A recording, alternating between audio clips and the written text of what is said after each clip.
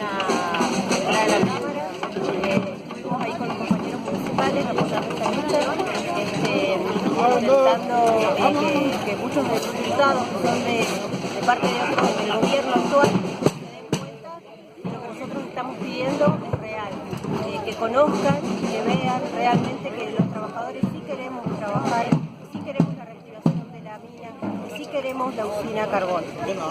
Básicamente fue un lugar de mucho diálogo y creo que pudieron entender en realidad lo que nosotros queremos, que es seguir trabajando, la recuperación de los compañeros despedidos, los yacimientos de Punta Loyola, la reactivación del Punta Loyola igual.